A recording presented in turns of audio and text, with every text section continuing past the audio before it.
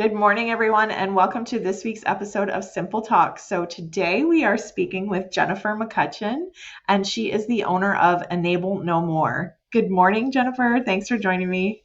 Good morning, Jenny. Thank you for having me. I'm super excited to chat with you today. Yeah, I love everything that you're doing. So, let's just jump right in and tell us a bit about your journey and how you got started with this business. Absolutely. I'd love to share it with you. I'm passionate actually about sharing my story.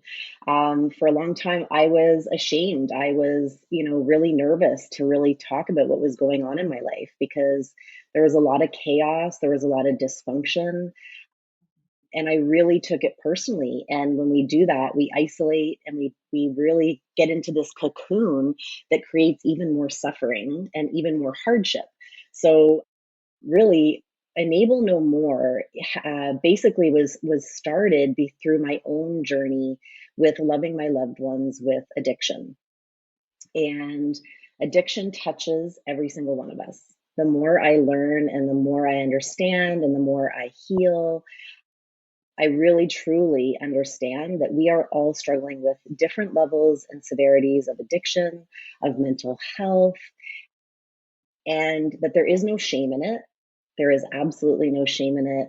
And we need to come from an approach of love. So, and it starts with myself. So I got to a point, I've been married twice, divorced twice.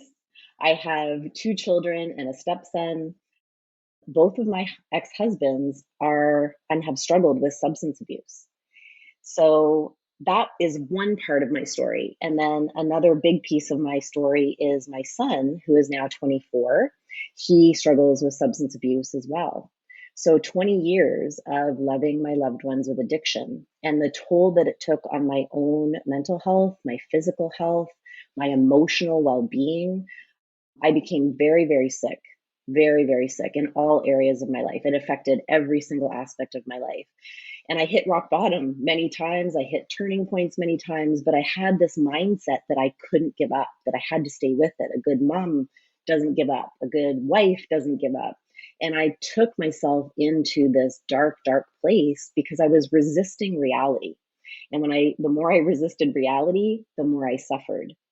And I started to really come to like hitting my head against a wall over and over and over again, repeating the same cycles over and over and over again, and expecting things to be different. And I wasn't getting any better. My husband wasn't getting any better. My child wasn't getting any better. Things just continued to spiral until I finally had the turning point, breaking point, rock bottom, pivot, whatever you want to call it.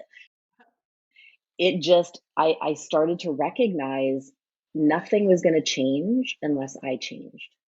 That I couldn't rely on anybody's recovery, anybody making better choices for themselves to make me feel better.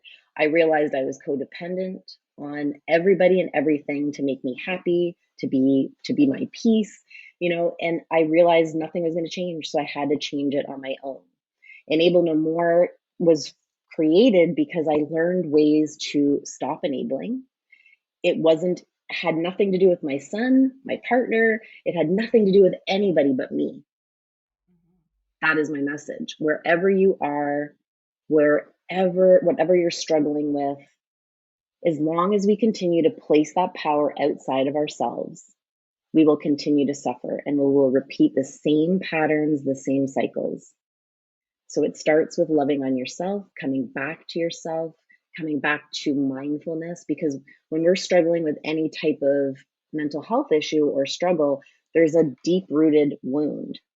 There's a wound there that isn't going to go away until you address it, and it starts with loving yourself. Can only push it down so far, right? It So you have to it address. you can't run away from it. It will find you. So, what different modalities do you use in your practice? So I use many different modalities, many different lineages of yoga, mindfulness practices, breath work, which is literally breath work saved my life. Breath work is a powerful tool. It is a resource that we have available to us every single second. Where there is breath, there is life, which means that it is never over until we are no longer breathing. So to me, there is no gone too far. We can turn it around. That turning point is available to us through our breath. Our breath teaches us to come back to center. Our breath regulates our central nervous system. Within 30 seconds or a minute of conscious breath, you can turn the mind. You can regulate your central nervous system very, very quickly. So breath work, I use shamanic practices. So, medicine, there is medicine all around us. There is medicine in a walk in nature. There is medicine in music. There is medicine all around us, and we can tap into it by looking up at the stars, looking up at the blue skies, and being grateful. We are connected to all of it. We are connected to all of it. And a big piece of my practice as well is trauma healing. So, really, there's specific practices and processes that I'm trained in to basically neutralize the trauma, neutralize the emotion, and get into the epigenetics. So this is how we are we're basically tagged with a command or a limiting belief from trauma events. So they don't go away. So we have to energetically release them from the body, which when we hold negative energy or negative charges in the body, it creates illness. So if you're struggling with digestive issues, skin rashes, any type of disease or disease in the body, it stems from an unhealed wound. And we know this. Science is proving this. So getting in, pulling that wound out from the root allows us to release the energy, the emotional charge from the body. So that's a specific process that I work with. Mirror work, mindfulness practices, there's tons. And I love it because I like to work with clients because we play. Some things work better than others. And this is what it's all about, is filling people with a toolbox that they can go to and use for different reasons, for different things, and finding what works. And, for anybody that says, I can't meditate, I've tried, it doesn't work. Trust me, I got something for you. You go in your little box of Yeah, tricks. exactly. Awesome. So I know that you are working on some other things right now. Tell us a bit about that.